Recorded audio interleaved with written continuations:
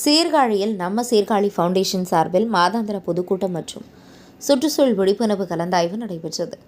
மயிலாடுதுறை மாவட்டம் சீர்காழியில் நம்ம சீர்காழி ஃபவுண்டேஷன் சார்பில் மாதாந்திர பொதுக்கூட்டம் சீர்காழி அருகே சூரக்காடு கிராமத்தில் அமைந்துள்ள நவகிரக ரிசார்ட் அரங்கில் நடைபெற்றது. தலைவர் பூவரசன் தலைமையில் நடைபெற்ற இந்த கூட்டத்தில் சுற்றுச்சூழல் ஆர்வலர் கிட்டு காசிராமன் பங்கேற்று சிறப்புரையாற்றினார். இதில் மரபுவழி சார்ந்த வாழ்வியல் முறை பற்றியும் பாரம்பரிய உணவு முறைகள் பற்றியும் விளக்க உரையாற்றினார். இயற்கை உணவு மூலமாக நோய் நொடி இல்லாமல் வாழ முடியும். இன்றைய ஆங்கில மருத்துவத்தை அணுகாமல் இயற்கை முறையில் உணவின் மூலம் நமது வாழ்நாளை அதிகரித்துக் கொள்ள முடியும் என்று கூறினார். மரம் வளர்ப்பதன் அவசியம் குறித்தும் சுற்றுச்சூழல் பாதுகாப்பு குறித்தும் விரிவாக எடுத்துரைத்தார். நிகழ்ச்சியில் நிறுவனர் மகேஸ்வரன் மற்றும் நிர்வாகிகள் பலர் கலந்து கொண்டனர். நிகழ்ச்சியின் முடிவில் கலந்து கொண்ட அனைவருக்கும் மரக்கன்றுகள் வழங்கப்பட்டது.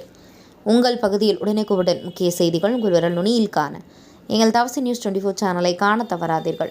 உங்கள் சீர்காழி செய்தியாளர் சாமி பத்மநாபனுடன் உங்கள் தவசி ரமேஷ்.